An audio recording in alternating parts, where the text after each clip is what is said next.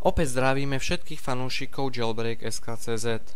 V predchádzajúcej recenzii sme si pozreli a pohovorili o chybách, ktoré obsahovala prvá beta verzia operačného systému iOS 7. No aby sme stále nehovorili o zlých veciach, ktoré iOS 7 bohužiaľ obsahuje, tak si dneska povieme a ukážeme novinky, ktoré si Tim Cook a jeho tým vývojárov Apple pre nás pripravili v ich najnovšom operačnom systéme.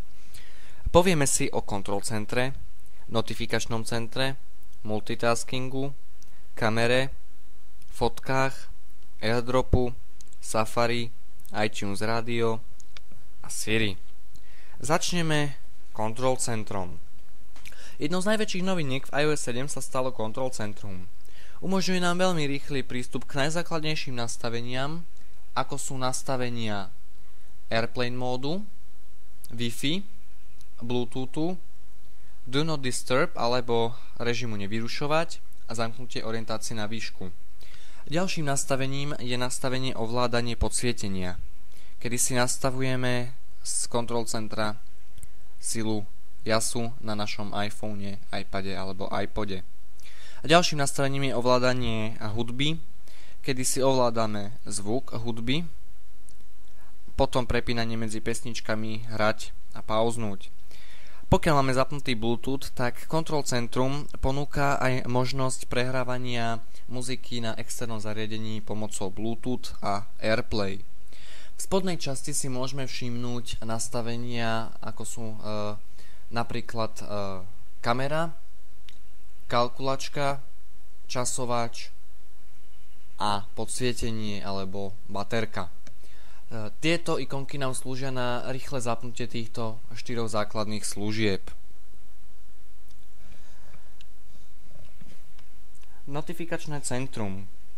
Väčšina z nás tohto pomocníka pozná už od iOS 5, no v iOS 7 si na ňom dali ozaj záležať. A novinkou je možnosť nazvaná Dnes. Táto aplikácia vás oboznámi s novinkou a s všetkým, čo máte dnes v pláne a čo sa má dneska odohrať. Stačí jeden pohyb prstom, aby ste sa uistili, že niekto má narodeniny, alebo či budete potrebovať dážnik. Taktiež vás oboznámi aj s udalosťami, ktoré budú neskoršie následovať. To je vo verzii všetky. Ďalej, keď sa pozrieme doprava, všimneme si ďalšej položky a to sú zmeškané. V tejto položke si môžeme pozrieť všetky zmeškané udalosti, ktoré sme nestihli, ako napríklad zmeškané hovory alebo podobne. Ďalším skvelým prídavkom v iOS 7 sa stal multitasking. Múdrejšia cesta ako ovládať aplikácie vášho iPhoneu. Po dvojkliku tlačidla domov vás ohromí skvelý grafický prehľad všetkých spustených aplikácií a po posunutí prsta smerom nahor v danej aplikácii sa aplikácia vypne a zmizne z vášho listu spustených aplikácií. Následovne. Taktiež nás poteší aj autosťahovanie updateov počas pripojenia k Wi-Fi sieti a zdroja energie. Takže vám updaty nebudú zbytočne míňať energiu, keď sa budú chcieť updateovať.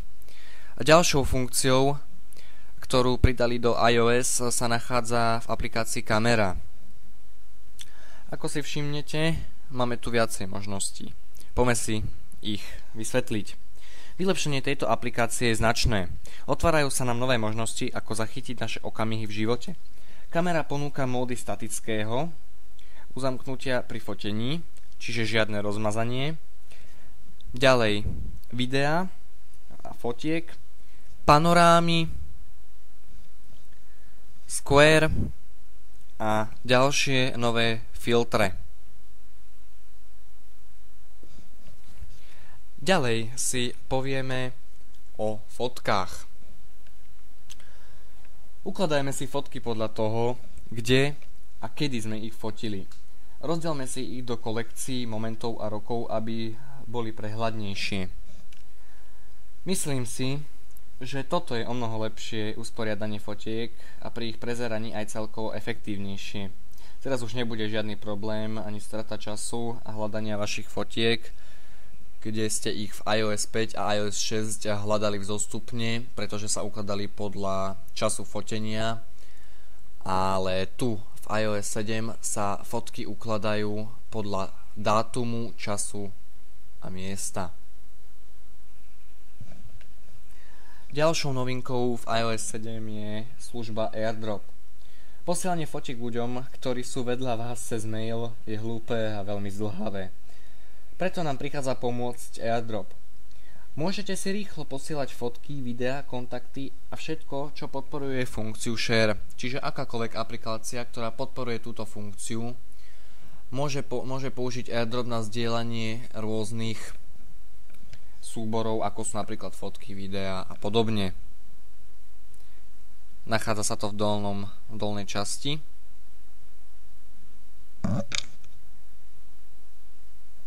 Označíme si dve fotky, pretože môžeme naraz. A tu sa nám ponúka služba AirPlay.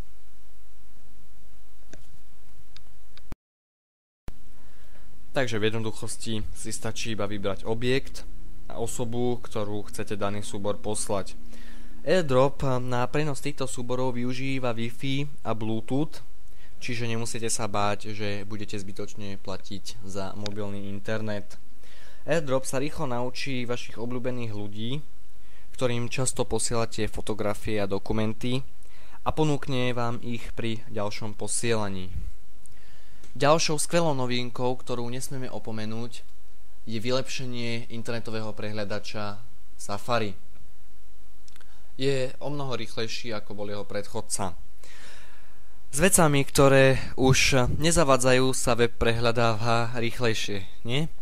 Dovtedy, kým nebudete chcieť vidieť tlačidlá ovládania Safari, ostávajú skryté, aby ste si mohli užiť plnohodnotne vašu prezeranú stránku. S vylepšeným manažerom stránok si Safari už zamilujete úplne. Nikdy sa nestratíte v otvorených kartách a získate aj estetický zážitok a prehľad, ktoré aplikácie a na ktorých stránkach sa nachádzate. Safari v iOS konečne ponúka aj možnosť uloženia hesla a ukladá ich do iCloud Keychain, kde si hesla môžete neskôr aj manažovať. Taktiež nám Safari ponúka pri registrácii ťažko uhadnutelné heslo, aby sme nemuseli zbytočne vymýšľať vlastné, a taktiež ich uložiť do Keychainu. iTunes Radio. V prvej bete sa zatiaľ nenachádza, alebo sme ho aspoň nenašli. No podľa informácií sa bude jednať o free streamovanie, ktoré sa časom naučí vaše obľúbené stanice a bude streamovať všetky slovenské stanice ako Európu 2 a podobne. A nakoniec si povieme niečo o Sirim, obľúbený hlasový asistent, ktorý hovorí síce zatiaľ iba anglicky, španielsky, nemecky, čínsky, japonsky. Siri v iOS 7 získa úplne nový vzhľad, nové hlasy, ktorými bude hovoriť, a samozrejme nové možnosti. Bude krásne priesvitný a nebude vám zavadzať vo vašej aplikácii, čiže bude naprosto prehľadný. Zlepšením hlasu Siri bude rozumieť každý človek. Bude rýchlejšie zodpovedať vaše otázky, hľadať na viacerých zdrojoch ako Bing, Yahoo, Google a podobne. A nakoniec Siri dokáže aj spätne volať, prečítať auto-email, ovládať iTunes Radio a mnoho ďalšieho. Estetický zážitok v Siri je veľmi pekný, som s ním spokojný. No a blíži sa záver našej relácie. Myslím si, že každý Apple fanúšik príde iOS 7 na chuť a upraví si ho tak, ako bude potrebovať. Prvá beta, ako aj samotný iOS, nás ohromil. Tešíme sa na ďalšie bety, o ktorých vás budeme taktiež samozrejme informovať.